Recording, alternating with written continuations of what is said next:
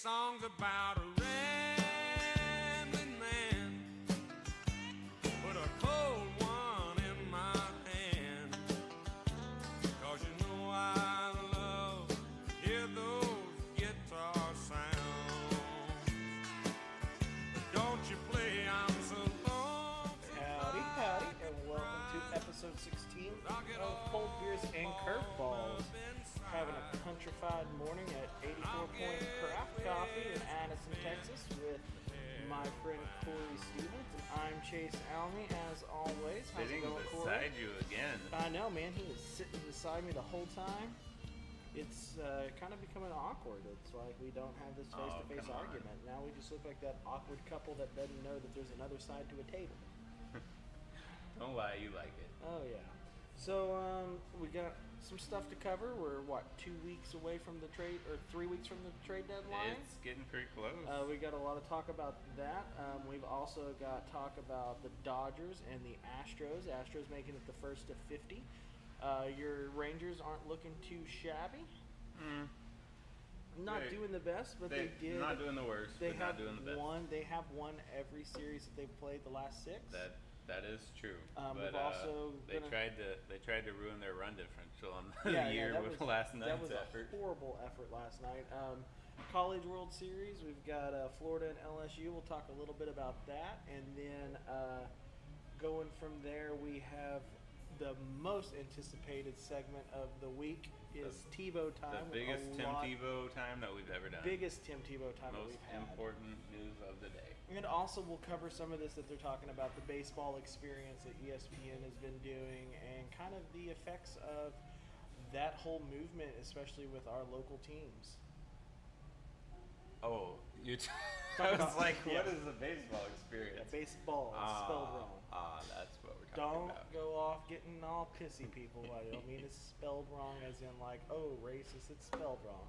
I mean it is in like they just don't know how to spell. I mean, it's not spelled B-A-S-E. So. Right, all right. So let's go ahead and get into some of the trade talk. So right now the Rangers and quite a few other teams are in that awkward moment where the next 10 to 20 games are going to be crucial on are they going to buy and try to make a move to be a wild card spot or even beat out their division, or are they going to be sellers? And so where are we at right now, especially for the Rangers? Well, the Rangers, like you said, the Rangers are in that awkward spot. Do we just get the music turned up on us? I think we did. They're trying to get us out of here, but we're their only customers. So why are you trying to get us out of here, Aaron? Just kidding. So the Rangers definitely have a shot at the wild card. So do the Mariners. So do the Angels. So do the Royals. The AL wild card spot is up for anybody's taking. The problem is the Rangers have a lot of holes in their team, and they're playing pretty well, but fundamentally, they don't have a strong bullpen at all. And their starter ERA, which used to be a great thing, we realize now that Cole Hamels' 3.03 ERA going into last night's game was an aberration. It was he was benefiting from some good defense behind him. His strikeout number had gone down to his lowest of his career. So we don't really have a strong Cole Hamels. Tyson Ross got roughed up the other night. Roughed up? Is that what we're going to call it? He got hit around. He got destroyed. So he gets to go out there tonight, and we get to see if his first game, which was good, was the true one, or if last game was terrible, which was the true one. Here's what's going to have to happen for the next Martin 2 Perez, games. he got, I think we won, but he had 4 runs. The Rangers don't have playoff winning pitching. No, they have Yu Darvish and nobody else. They have and a Matt Bush generally. They have a general strong rotation. They don't have a bullpen, and that's the issue. They're going to need to get. If they could get 3, that would be perfect relief pitchers. If they could get 2, they can make something work. It's not really easy to just go out and get all the potential good relievers. No, you can't do that. You'll sell the farm, and then you won't be able to look at it.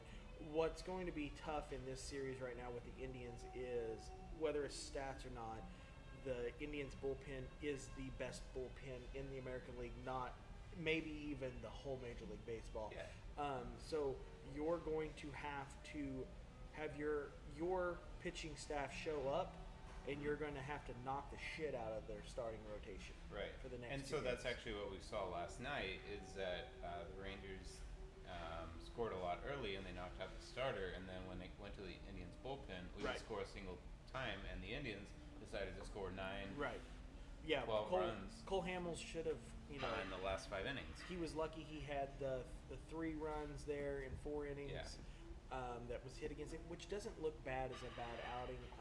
Well, it wasn't. It It doesn't wasn't look like the worst. It wasn't pretty. It wasn't pretty. His command is still off, as you can see with, Yeah, they were talking about it in the post-game show. I think one of them was showing some of the video about how his mechanics were inconsistent in the game. So like he had good pitches. He would hit 95 mile an hour right on the corner, and he'd strike somebody out, and he had great mechanics. And at other times, his mechanics were off, and so he was missing where the catcher was set up by 2 feet. And so I don't know if he's been rushed back from injury. I don't know if he was just too hyped up. I don't know if it's something super simple that he can fix, which I trust that he's a veteran, and they can probably we can work with a coach and they can fix those little mechanical things. But no, his command was terrible last night, and so he definitely he's worked hard. The last 5 seasons, he's been like a 200 inning a year, 200 strikeouts, a great workhorse pitcher. Last year, his strikeout to walk ratio is down. This year, it's down into the terrible equal strikeouts to walks ratio, basically. Right. So it's completely untenable. If he keeps rolling out and he's absolutely falling off the cliff, the Rangers need to see the writing on the wall rather than just the record, and see that okay, if we only have one good starting pitcher and we have a terrible bullpen, we're not going to win anything in the playoffs. We need to be selling now. The only thing that's holding this back is that they're a game and a half out, or they're actually a game. Yeah, and it makes it complicated. Yeah, they're 2 games out from the wild card. The comeback.com did an article on starting lineup or starting pitchers that are likely to be dealt at the deadline. Mm-hmm. Number 5 was Yu Darvish, but when this article was written, they were only a game and a half out of the AL wildcard spot. So your chances of him going before the deadline instead of right at the deadline is pretty slim right now, because they're trying to look at these next 10 games to see where we're at. Another one that was in there, the number 6 was Chris Archer, Tampa Bay Rays, and then they're right in the race too. They're a game out. So that's what's really kind of changing the dynamics here on what's going to be picked up. The thing, Garrett Cole is a big one talked about from Pittsburgh. I could see him going somewhere. He's got a 33-40 record with the Pirates. He's a good pitcher. He's got a 3.23 ERA right now, a 1.21 WHIP.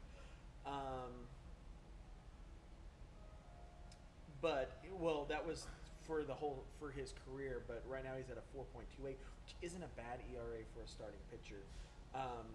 And Jose Quintana, everybody's been talking about, maybe going back to the Astros. They had looked at the Astros. There was talk with the Astros early on in the season, like spring training, started the season, and that kind of ceased. So I would be surprised if that doesn't pick back up. But the one that I think is pretty for sure right now that will be traded before the deadline will be Sonny Gray. 2 teams that are really buying for him right now are the Boston Red Sox and the Houston Astros. Not for sure which one he'll go to. Yeah, well, I mean, it's hard to predict that. I think he would probably stay in the AL. To be honest, the A's have won a couple lately. Right. I don't know if they can convince themselves that they have a shot, and they might not quite sell it off. But if he's one of the hottest commodities, and they are, several games below all the others in the wild card race, they might make the smart move and try to sell him off. Yeah, I mean, they're 6 games out of the wild card. it would be a really big push because I mean you've got teams that are just they're on streaks right now winning. You know, another big one that's talked about right now is Jeff Samardzija. That somebody would want to pick him up. I think Jeff Samardzija would be a good pickup for a couple of teams. I don't think it's the greatest, but you can be able to you know, capture lightning in a bottle there towards the end, and he be the Jeff Samardzija that everybody remembers. The Giants are expected to be sellers too by MLB.com and Bleacher Report. They're saying the only ones that's not going anywhere is Bumgarner, Posey, and Crawford. Yeah. Bumgarner's due back After the All-Star break? Right. I think that sounds reasonable. He's about to do a rehab start, right? Which probably is his first. So I mean, the thing, like Houston right now, their record's 52 and 25. Yep. The only thing is in their starting rotation, they're missing Dallas Keuchel till after the All-Star break. Sure. So that could. But they've had a busted up pitching staff for right now, but they've been able to hold their own. Right. If they really have no chance of losing the division lead, right, then it's okay that Dallas Keuchel's injured for a little while. 7-3 on their last 10. They've won the last 2 games. So I guess that's my question with the Cubs. With the Cubs down, do the Astros feel? Would the Astros probably feel that they really need an extra piece, or are they going to be confident? They have one of the best things that they have going for them is that they are a 100-win team right now, but they also have still a very strong farm system. Right. That's a great combination. That'll keep you good for a long time. Right. So the point is to look at the Red Sox, to look at the Yankees. You got nobody. You got maybe the Indians in the Central. To look at those teams that are going to be playoff teams in the AL and say, okay, are we confident we can beat them all? If they are, then why do they need to buy anything? Is it? I mean, what? I guess I know you could look over and you could say maybe the Nationals are great, maybe the Dodgers are great. Well, let's just see. Anything can happen. Indians were up 3-1. Cavs were up 3-1 last year. We got. You just need to get lucky for 4 games. The playoffs. Crazy things happen in the playoffs. They have a great team. If I was a Houston GM, I would not want to give away. I'd say, look, we're in the best position possible. We have a strong farm system and a strong major league team. Right. I think though they wouldn't lose a lot to pick up a Sonny Gray. I don't think they would lose. Sure, quite a bit. I can see that advantage. That would help out with But in the playoffs, you go to a 4-man rotation anyway. So if they got McCullers and Keuchel, and they got Mike Fears. Do they? I mean, is that what they would be improving? Is Sonny Gray would be an improvement over their number 3 or number 4 starter? Right. Yeah. So I mean, he's going to get. Well, Sonny Gray would be 2 or 3 start. 2 or 3 starts in the playoffs, maybe. Right. And that's what you're hoping for. And the thing is it would be a smart move, but the problem is they're still winning ball games, so it's kind of hard to say, do we need to go after this? Do we need to go after this? That's why a lot of people were hoping for a Yu Darvish move to Houston so they can pick up some prospects too, because yes, they'll be good for 2 or 3 more seasons, but it would be nice to see them get this on the ball. You're talking about the Rangers? No, I'm talking about the Astros. They'll be good for the next 10 years. You're possibly. saying just go for it real Go hard. for it real time, yeah. And it might be something that they can. They've got a veteran and a young lineup. They added some veteran pieces. They've got youth. The Cubs won last year with youth. Chris Bryant's young. Schwarber's young. All these guys, Addison Russell's young. Baez is young. All these guys who were high draft picks for them. That's essentially the same story for the Astros. They've got their Correas and the rest of the guys who are young and good, great position players. I would just ride that horse into the World Series. Right. Anyway, we'll still look at it over the next few weeks. Obviously, there's going to be a lot more trade rumors going on, and I think we'll give you a lot of those. Give you a lot of that content next week. Yeah, I think it'll keep heating up. I think for the Rangers, if they decide to be buyers, they're going to be buying for the bullpen. Right, of course. That's where they could, be able to find something fairly cheap, something that's not long term. From Yeah. they Something like Andrew Miller or Chapman is going to be expensive, but they just need a new set of arms. They do. They need something. They need something right there in the middle. I think Bush will come around, be able to solidify that closer spot. They need something kind of like an Addison Reed or. They need they don't need the top end bullpen arm because like you said, Bush, Kella, they're doing pretty well. Right. I mean, Bush blew a lead the other day, but they need that middle of the pack, all the other arms that are blowing the games for them. Yeah. So they just need a replacement on those. But and the thing too is that they can look at is, there may be a player that kind of like how the Carlos Gomez thing worked out.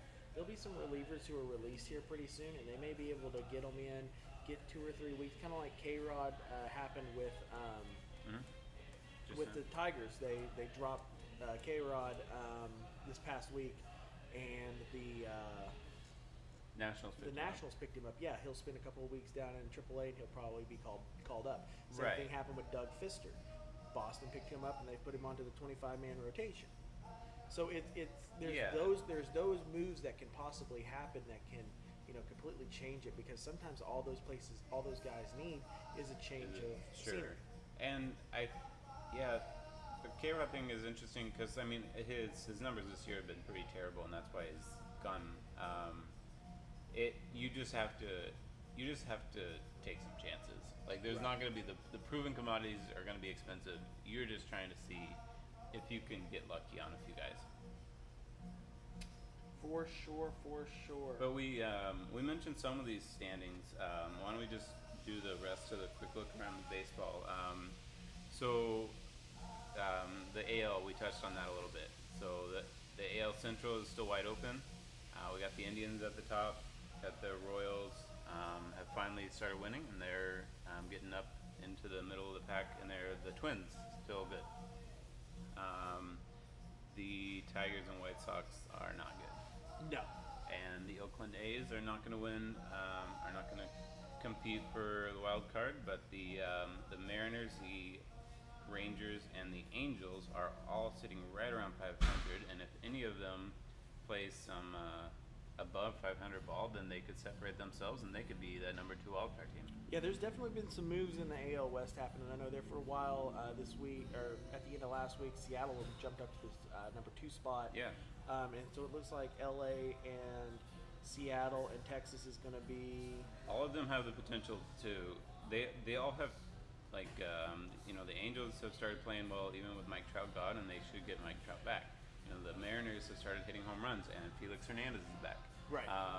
The Rangers, we kept talking about, oh, look, we're going to get Tyson Ross and Cole Hamels. Well, I don't know if that's the most incredible thing now, but we're going to roll with that, and those are those injured players coming back. So all 3 teams have a potential to win enough to be in solid spot for that wild card spot. And then over in the AL East. AL East, New York, they were on fire there for a while. They're 3 of 7 for their last 10. Rangers helped. Yeah, Rangers helped that out. That helped Boston to tie it up with New York, moved everybody up a little bit, except for Toronto. They're still 5.5 games back. Baltimore not looking so good. They've been able to keep it 500 for the last 10, along with Tampa Bay. To be honest, that's one of the most remarkable things that you could say, that Baltimore is 5-5 of the last 10. They spent 20 games. They tied the major league record, which was a 1920 record. Like it was a record that had been in place for 100 years. They tied for the most games straight, giving up 5 or more runs. They were getting hit around every single game for 20 straight games. Right. And they finally just broke that and won. Anyway, it's been a remarkably terrible starting pitching and just pitching in general for the Orioles. I think they finally broke out of that, but the damage is done. They are how many games below New York? They're 4.5 games below New York and Boston right now. Yeah. The AL Central, it's pretty well. There's 3 teams that are really digging it out: Cleveland, Minnesota, Kansas City, as you were talking about. Yep. thing that we'll have to watch now is Detroit. Detroit has said from the get-go that if they are below 500, which they are now, right? yeah, 33 and 42, they will be sellers. All veterans will be on the chopping block at the trade deadline. So that'll be something that'll be cool to see kind of where that goes and who will be up. I know Victor Martinez, they were talking about, would be somebody for teams who need a little bit of pop in their offense. Bet a lot of teams will like that. Oh, yeah. And then moving on into the National League, Washington has an 8.5 They really game. don't even have a division race. No, they just don't. like the and Astros. Their bullpen's shit right now, and we'll even get into that a little bit. But they still have an 8.5 game lead. Philadelphia's hanging out there at the bottom, 20.5 games. It's going to be rebuild. How many years are they going to spend down there? Yeah, I think they're going to look and see the success of Houston and how Houston spent their time so far in the bottom of all of the divisions and were able to pick up those first-round draft picks. Sure. And to be honest, the Cubs kind of did the same thing too for a little while. The Cubs have done it, and it's worked out well. Right now, the Cubs, we'll talk about that here in a minute, about how they're off to a shit start this season. Well, why don't we touch on the NL West and then the Central, and then let's roll right into the Cubs thing. So the Dodgers are on a 9-1 10-game streak right here. They lost last night. Colorado's down third spot, 4.5 games back now out of the lead. Arizona's still keeping it close with 1.5 games. Arizona has an 8-2 streak for the last 10, and Colorado's at 4-6. But after that, you have San Diego and San Francisco, 19 games, and 23.5 games for San Francisco. Read an article interesting about San Francisco was their closers actually kind of was rubbing people the wrong way, and they had a team meeting because it just kind of seemed like maybe things had gotten so far down that they were just kind of like, let's just screw this season off and we'll do what we need to. But Bochy had to get back in and tell them, hey, just because we're here doesn't mean that we can't be there. If you look at, they've had a really good run every other season going to the World Series and winning it. For what was that, three out of 6 years? Yeah. It's it's something that they need to pay attention to. So the NL West is still a good race. Colorado can come back and start winning again. Of course. All three teams there are very talented. Right. Diamondbacks, I think the Diamondbacks don't get much press. Arizona is not really, it's not a huge market over in Phoenix. I think they got the last time they got press was when they won the World Series back in. Yeah. Exactly. 2000. But no, actually, Paul Goldschmidt over there for Arizona is having statistically the best season in the NL. Right. He's on a tear. Let's see, Blackman is hitting great for the Rockies. Bellinger's hitting great for the Dodgers. So there's a lot of good talent there. All three of those teams are winning the last few weeks. Finally, the Rockies lost a couple, but they're definitely not out of it. And like we touched on last week, the nice thing is they are way ahead in the wild card standings. So a few losses don't do too much to it. Right. It's the wild card picture for the National League is way different than it is for the. It's night and day. Yeah, it's. Atlanta. Wait, no, Cubs. There we go. Yeah, so 7-game difference essentially from Colorado to the Cubs. Right, and that's the thing is that AL West has been so dominant. NL West, NL West has been so dominant that you don't really have much of a run. It's basically going to be the top 3 from the NL West is going to probably end up being in the playoffs. Those I think they have a better record than the Nationals, right? They do. They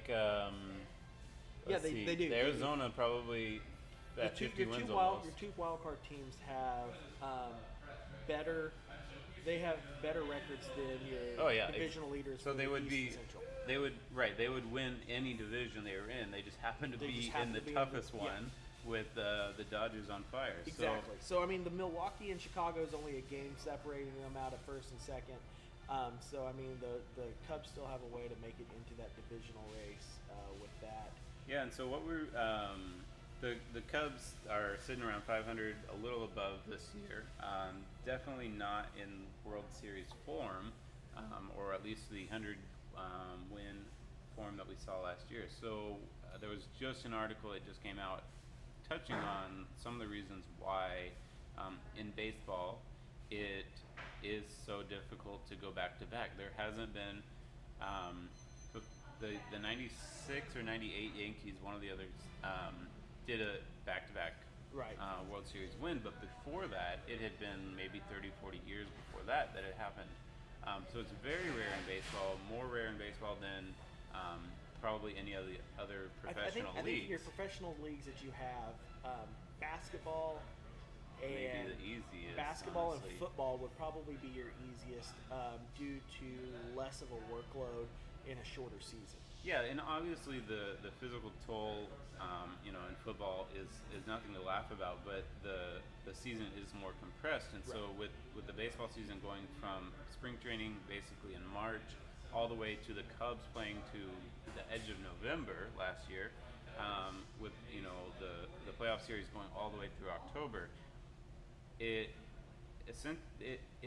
you don't get any time to rest. No, the pitchers and players need more downtime in the off season, and if they're going to go, and that's why, like what the Giants were doing, going back every other year, I think it's kind of a laugh, like they just keep going, like this year's not going to be the one, but next year will be.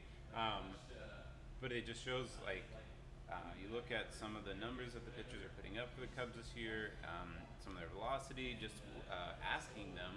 They're like, okay, it's spring training time, and I'm not ready. Right. Yeah. Like, I'm still tired. I've been playing for 9 months, it felt like, and now I got to go back and do it again 2 months later. It's like I need another few weeks off, so I can roll into the spring training, not be tired out right now. Well, and that's the thing is you think for teams. When I lived out in East Texas, I was fortunate enough to kind of be able to work around some major league pitching that was out in East Texas, and a lot of those guys would come in and start wanting to throw pins around the Christmas time area, around the 20th of December to the New Year's. Right. So a lot of these guys, when they get that World Series run or they get that playoff run, they don't start up until mid-January, Right. when you have pitchers and catchers reporting usually right around Valentine's Day. So that puts you about a month behind. Mm-hmm. So your velocity's not there, your sharpness isn't there, your command isn't there. The things that work to get you to the spot that you were, they're not there because you haven't rested as much. Mark Burley, which the Chicago White Sox honored this past weekend, he was always known for not doing a damn thing during the off season, just Sure. getting fat and coming back and working. That worked for him. A lot of pitchers now, we're learning about performance and velocity and all of these mechanical things that you need to do that are making these pitchers last longer and making their careers amazing. Yeah. And you're not able to do that. Right. I hear a lot of people who talk about football, about how that season, that game where you have the Sunday game, Oh, and to then like a Thursday. and then a Thursday That's game, terrible, like yeah. Thanksgiving, is how that's terrible. The thing is you have that one game that you have to tough through, and then that next week, a lot of times you'll get a bye week or something where you'll catch a good. Right. Well, you have. Yeah. I mean, of course, Yeah. the next week after You'll you'll have a probably longer have the recovery 9 time. days. The problem is there's times in baseball where you'll go 10, 15 days on a Yeah. without a break, maybe 1 or 2 day rest Right. for a travel day. So you don't have that ability to bounce back. Yes, you will argue that starting pitchers should have it easier because they're pitching every 5th day. Mm-hmm. So you would think their rest and recovery time is fine, but you also have to think they're going to throw a bullpen session in between that. Sure. They're going to, there's work that has to be done. So you have that issue, and if you look at pitchers that were so dominant last year with the Cubs, you have like Jake Arrieta. He's not on fire. Right. No, actually, he's terrible this year. Yeah, it seems he's like. not. He's not doing good by it. But the thing is you also have to look in baseball's past. I believe it was the 13 Boston Red Sox that won the World Series. Sure. The year after that, they were piss poor. They were dead were dead last for a while. Yeah. So it happens, and a lot of people think it's arrogance and cockiness. Oh, we've got it, we'll do it again. So they don't take things seriously. No, They're just tired. Your And body. organizations realize that, and that's why the Giants were so good for so long was, they knew, and a lot of their fan base knew, we're going to come back the next season. Yeah. We're going to take this season. We're gonna compete. We're gonna do what we need to do, but we're going to, we're not expecting to win a World Series every year. I just think like with it, if I was a Cubs fan, or if I'm in the front office for the Cubs, it's going to be extremely tough for me to paint a rosy picture when I'm looking at the dominance of the Dodgers and the Nationals, and I know what my players are saying about how tough it's been this season, about how their velocity is down, they're having to work harder, they don't feel as good as they did last year. When the numbers are showing, their positional players just aren't hitting as well. Like you mentioned, Arrieta not pitching as well. All these different signs pointing to, well, sure, we can win our division. It's very up for grabs, but man, it's gonna be a real tough ride to get to the World Series and win that again. Right. So it's like you gotta be realistic. If you can't do it every year, you need to be realistic like that and just say, hey, next year's our year. But the Cubs aren't in a bad spot. They're still 2 games over 500. They're only a game out of their NL Central. They're not in a bad spot at all. Yes. They can be winners. They can be division winners because their division is looking easy. They can sell those playoff tickets and they'll be out in the first series and they've keep their fans happy. They're at a 6-4 record right now for the last 10.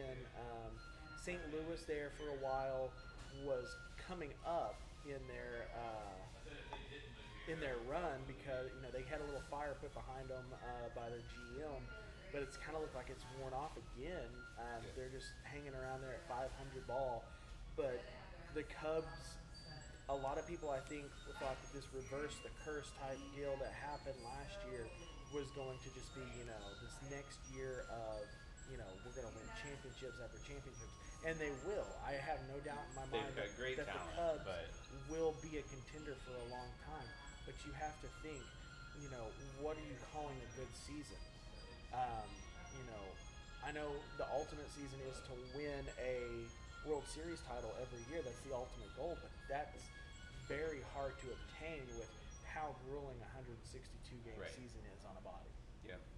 Totally. They have the shortest off season of any sport. Maybe, and then you got hockey behind them with that. Hockey plays a lot of games, and that's why hockey and baseball, you don't see a lot of repeats.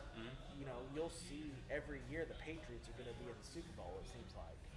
So, technically that's not the case. They've been in a lot of Super Bowls. They haven't won back-to-backs. But yeah, no, they have been able. They had one down year with a Brady injury. They have been able to be in the playoffs, basically, and go deep in the playoffs for 10 straight years. Yeah. Just like it seems like for the next 3 to 5 years, if you watch basketball, you're going to see Golden State, and you're going to see. And honestly, that has been talked about a lot this year in basketball. Is the regular season is too long, in that when. I think it had to do with the fact that we just assumed, and it was true, that there were 2 dominant teams and they were just going to walk through the playoffs, and that it was all about the playoffs. But the standings, I don't think the basketball teams really care much about being a home team advantage. Like, they just want to be, okay, cool, we're a top 5 team in the playoffs, and let's go from there. Right. So they're Honestly, 82 games is too long. They just let's play for 50 games and let's go to the playoffs. And I think that MLB could look at some things, and it could maybe build a little bit more interest in the sport if we cut the season down to about 140 games. Are we going to piss off a bunch of baseball We're purists? not going to piss off a bunch of baseball. I think it would be interesting to see a 140 game season and 16 teams in the playoffs. I think to do a longer playoff tournament style baseball could call, maybe a 3-game series at the beginning. So you're saying right now we have 12. You're saying go to 16. Yes. But 2 wild cards already feels easy. But it's it a used one-game to playoff. always. It used to be a pennant. Boom, you got to win the pennant, right? And now we've got division winners, okay? And then we added 1 wild card, and then recently we added 2 wild cards. And I understand the We're two talking wild about cards. 15. We're talking about, okay, in basketball, you have 15, 16 teams per side, and same with hockey. Right. And 8 go in. So it's top half of each Right. league go in. You get I some, mean, I you get understand- some I crap in the understand- 8th seed. I So understand then what what you're saying is that you should put in, we have 15 teams per side, and it shouldn't just be the top 6 of 15, but you're talking about 8 of 15. So here's the deal: That's is if you top put in, half. is if you put in your you I have don't your need top you have, half. you have your top 8. So you have your 2 top 8 teams in the each league, right? So you'll have your 16 teams. If you do the 1 game wild card like you do, that'll take it down to 6 games each. So you're saying like the first round. First you're round, Saying so you're your saying top- seed bottom- 5, 6, 7, 8 should all just So be one almost game. kind of how college basketball then is, one where more you have game. that one play-in team. Yeah. So you do that, and that team will go on to play the division winner, or the team with the top. You'd be back into 6. Right. So it'd be 1 and 7. I think if you do that and you do a 3-game series for those first rounds, and then you go into your 5 and your 7-game series, I think that would honestly increase a lot more. And I think It would just make more teams think they have a shot when they don't. I think it would be good for It baseball. might keep a few more cities interested. Right. Yes, you're right. But I mean, to be honest, that might be one of baseball's differentiating factors is that you gotta Well, win your division or be great. The second wild card was put in after, I believe it was the 2012 season. Yeah. When that was the greatest night of baseball ever played. You had all of these games that were being played, Yeah. and the races were so close that these teams were winning, and they were celebrating on the field to find out that, yeah, the other team just hit a grand slam home run and just knocked you out. I remember that Sure, night. yeah. It was such a great night of ball. Like I couldn't decide where I was going to watch because you had teams that were, I think it was the Red Sox that year that went in and had to wait to celebrate to see if it was even going to matter because of the game that was going on. Right. And so with that, it created that second wild card spot, and I feel like it's done a lot of wonders for ball because 1-game playoff is hard to do in baseball. Yeah. It's not like any other sport where, it's just who shows up that night. Right. Baseball is one of those sports where it's 3 hours and 15 minutes of action, and who's got that 15-minute upper hand. Yeah, I mean, I acknowledge that's great, and there's a lot of intrigue that to be had around that second wild card, and you could extend that to the third wild card, and fourth wild card. I don't know. We'll let's get into that another day. I think that's a little bit too much watered down. Speaking of short playoff series, the College World Series is going on right now. So tonight we will have Game 2. Florida won Game 1 against LSU. Right. Gooks Tigers. Gooks Tigers. They didn't gooks last night. They did not gooks last They night. goosed right down the shitter. I mean, they lost by 1 run. Yeah. It wasn't a terrible I outing. just own purple and gold. Yes. In any sport. Anyway, so let's see what else we got to touch on. Also, I just want to drop a Austin Bibben-Sturks watch again. He's quickly becoming my favorite Rangers player because he won another game. He out of nowhere. This guy who's languished in the minor leagues and independent ball for years and years, and he shows up and he's 30 something years old already, and it's not just a flash anymore. Like, I mean, he's been pitching good for 5 or 6 outings or more. It would be I mean, the Rangers might have to look honestly at their rotation and say, okay, sure, the names look like they should be Darvish, Hamels, Ross Cashner if he comes back up, and then Perez. Right. But if we're getting Bibben-Sturks, if he's getting the wins every time, we need to maybe keep him around a little bit longer. I like Bibben-Sturks. Bibben-Sturks is a unique guy. He's kind of quirky. Got the mojo this year. It's the I'm right loving time. it. It's right place, right time for him. But no, so Let's do our last little thing on Latino players in MLB. So MLB has been running this thing. I saw it online and thought it was kind of interesting. It's called the Baseball Experience, spelled BEISBOL, which is I kept looking at the Rangers Yankees game, and they had that Right. Yankees baseball. And they It's ran like, a story about Cuban players and things. The Cuban baseball experience is something I feel like we could do a whole couple of podcasts over that would be very interesting in the fact that what these players are having to go through. What most of them have to do is it's usually done through agents and things like that. Is they have to defect from Cuba, establish residency somewhere else, and become a free agent. Yeah. So what a lot of these guys are doing is they are going from Cuba to Haiti, establishing residence in Haiti. A lot of times you can do that without even being there. Papers you can get in 2 or 3 days. And then what they're doing is they're just basically walking over to the Dominican Republic where all 30 teams have scouting camps and stuff like that set up. And so then they're just getting discovered there. It's a very long process. I know I read the article about Yasiel Puig where there was at a moment where money hadn't been transferred over. He was in Mexico with his handlers that were bringing him over, and they were like, look, you guys don't get us the money, we're cutting his arm off. Plain and simple. He had people in a hotel once he made it to the Dodgers, once he made it to the major leagues, looking for the rest of their money. They're sitting in a hotel ready to kill the guy, and they had to write a check to keep him alive. So it's a huge struggle, especially for guys. And I worked for a sporting goods company for a while that had Jonas Cespedes on our roster, and Jonas Cespedes kind of fucked a lot of people over with deals, but he doesn't know any better. It was one of those like learning curves on this is not how you do things. Like it was like, oh yeah, sure, I'll take that, I'll do that. He didn't understand the concept of no, you can't just do that. You're under contract. But from 2016 to 2017, the number jumped from 207 Latino players to 229, which is the highest that it's ever been. So we're all the way up to, we're above 25% are Latino. Right. The opening day rosters in 2017, 26.4% of those opening day rosters were Latino players. Now, to like looking forward, say 10 years from now, what do you think the high point? I don't see that it could ever get above 50. I would say that we will be. I think we could get pretty close. 40%. 40. Yeah. Yeah, I could definitely see 35, 40%.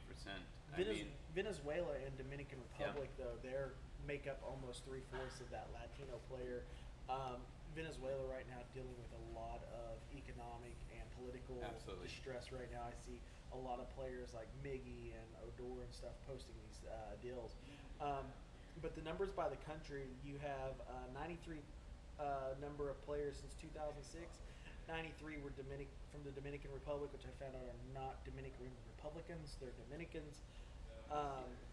Venezuela has 77 players. Cuba has 23 players, which is kind of hard to believe. Yeah, and if you just look, what does that graph go to 10 years ago? That number is probably at about 2. Right. Yeah, and that's only 8 years ago. Right. So, rounding it out, the Puerto Ricans, they're coming up. The not really Americans, not really Latinos. What really is Puerto Rico? They're bringing us 16 players. Panama still has 3, which you think of Panamanian players. The first one that always came to mind for me was Mariano Rivera. He was probably the most well-known. Nicaraguan, you have 4. Only 9 people in Mexico. With Mexico having such a baseball deal, I would have expected that number to be higher. Sure. Colombia and Brazil rounding out number 2 on that. You have 12 Hall of Famers, 14 MVPs, and 7 Cy Young winners from the Dominican Republic as well. And that within how long do you have to wait for the MLB Hall of Fame? I believe you have to be out 5 years. 5 years? Yeah. So let's give it within, let's say, in 9 or 10 years. Pujols and Beltre will be in. Right. That'll be 14 Hall of Famers at least. I mean, if you think about just for your Rangers, players who are, real dominant right now that are Latino-born players. You've got Beltre. You've got Andrews, Odor. I mean, the entire infield basically. Yeah, Andrews, Odor. You've got Chirinos. You've got a lot of big players. Honestly, for a lot of Nomar Mazara, is he? Yes. He's Puerto Rican or Dominican. Okay, yeah, and then you've really only got Gallo. Pitchers. You've got Gallo and Napoli and Lucroy, really the strong points that I can think of in the lineup that aren't Latino base. Right. We do have Chu and we have Udarvish coming in from Asia, which is another big stronghold. I think that we're going to see now that they've opened up ways of dealing with Japanese players and their contracts. I think it's going to make it a lot easier for us to see a lot more Japanese, Korean players coming over. But honestly, though, I think the biggest storm right now coming in is the typhoon from the Philippines. And with that, we have Tebow time. Our God is greater, our God is stronger. God, you are higher than any other. Our God is healer, awesome in power, our God. So for the last segment of the day, we have Corey's Most important favorite. It's the Tebow. most important segment. It's Tebow time. Tim Tebow has actually made a lot of news this week. In fact, breaking news came out 5 minutes ago on ESPN reporting that Tim Tebow may be featured this season in later when they expand the roster for the New York Mets. So breaking news. Somebody speculated. So the breaking news. That's not breaking news. Yes, the yesterday or when was it? Breaking news this week is. He got promoted. Yes, he got promoted up to high A ball with the St. Lucie Mets. So, To be honest, he's failed his way up in the minor leagues with a batting average that's hovered around 220 right now for the season. Not really something that I would say deserves, but it's Tim Tebow. If you look at it, Tim Tebow's agent also has quite a few players on the Mets team, so it's pretty much just, hey, give my guy a shot, let's do this. The Mets really have nothing to talk about. They're selling these jerseys, and that's pretty much what this is almost a joke of a idea. He's probably going to spend a week in East Florida and wish he's back in Charleston, South Carolina. Right, it's St. Lucie where, it's the Florida State League, Florida, where America goes to die. I don't think they have a whole lot going on in that corner of East No, Florida. they don't.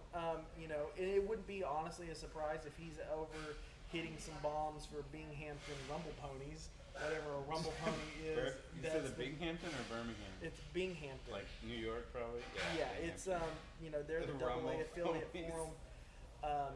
But the thing, I think it was 2007 or maybe it was 1997. It was 1997. Pete Rose Jr.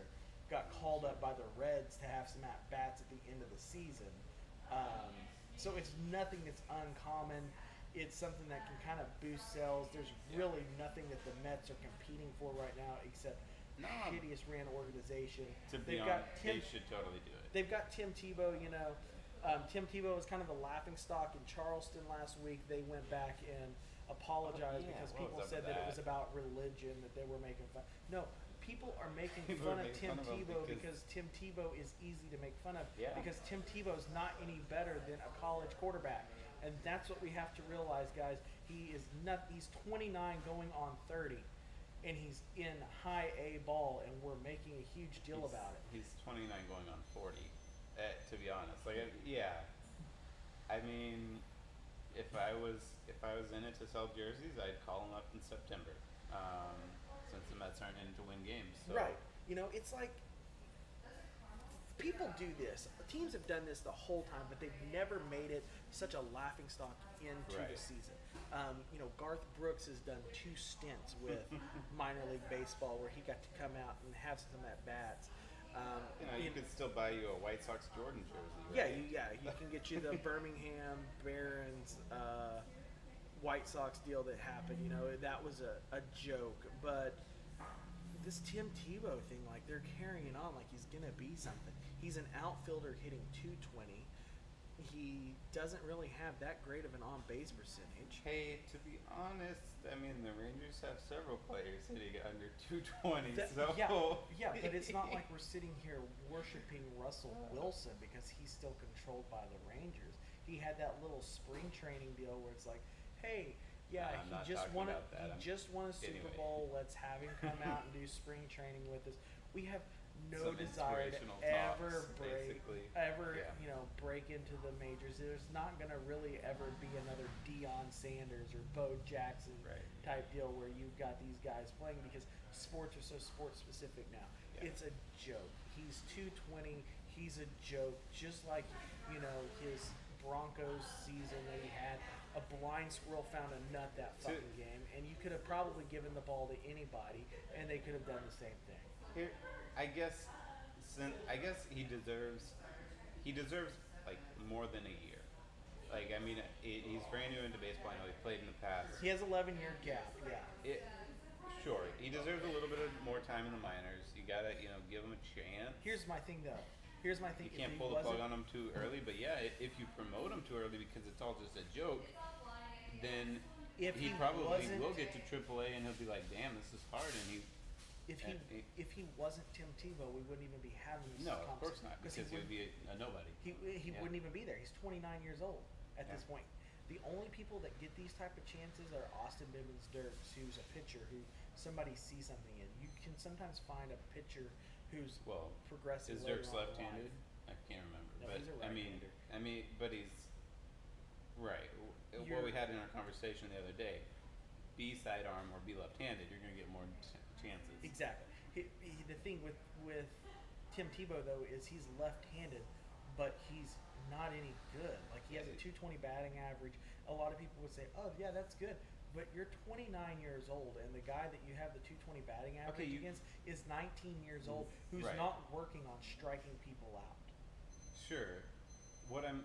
He's 29, yes, but he's also equivalent to I just got drafted last year. Like I mean, he's 1 year into baseball. But you have to look at the body composition and how it Oh, begins to of break course, down. and but he's deteriorate. still a rookie.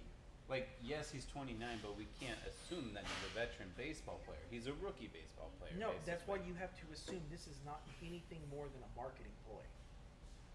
I agree wholeheartedly, but So then why are you can't why are you trying to make an excuse for him? just He's- okay. If he had been in minor league baseball for 10 years and now he's 30, then obviously that would be ridiculous.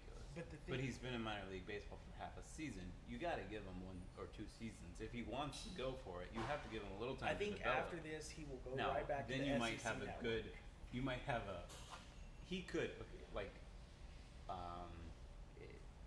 like wildest dream. He could develop into a average baseball player. He could pray him a And- win, maybe, yeah. And he could deserve, sort of, almost, maybe, a promotion all the way to majors. If you give him a full 2 years and he shows some improvement, blah blah blah. But then he's 33, right. and you have an average baseball player who's 32, 33 years old. I think if they really and want, if he they has a maximum window of like 1 or 2 years. if they really want this to work, what they will need to do is they will need to convert him into a pitcher. As I know, the story was To joking be a as a knuckleballer knuckleballer. again. That's honestly though where he's going to have to look at is being a pitcher. His offense isn't that great. His fielding skills isn't that great. He laid out and caught a ball. Sometimes that happens. Sometimes he should probably things gotten line to it up faster and and not that had the happens. time for it. Yeah, basically what he needs to be is like, hey, can I work with a really good pitching coach? And that's it. Yeah. But yeah, he got called up. He's now going to be in High A. He starts tonight, which is Tuesday. Hopefully, we'll have more news on Tim Tebow time, the typhoon of the Philippines. You never know. The In a best couple weeks, Filipino baseball he player might be ever hitting born. 300 in high A ball. You never know. Yeah, I don't see that happening unless he can pray himself another win. But other than that, I think that pretty much wraps up the show. It's been fun, and we'll be working on episode 17, working closer to that All-Star break, and working closer into the trade deadline and what will be happening. Definitely check us out on Facebook and Instagram. We'll be making some posts. and Almost Twitter. 200 followers on Facebook. Almost 100 About 98, followers. I think. We are so close to getting that 100 followers, and we can help out, help us out, and we will provide you guys with content. We got a couple interviews lined up. Mitchell Bat Company, Jeremy Mitchell, and Bethany Heck, who has the Ethos League. Check them out before we have them on the show, and we'll check out what they're offering. And it's a cool little baseball niche. Anything else, Corey? That's it. Gooks Tigers tonight. Gooks Tigers tonight for Corey. So CB and CB Podcast on Twitter, Cold Beers and Curveballs on Instagram and Facebook. Other than that, keep drinking and keep watching that baseball.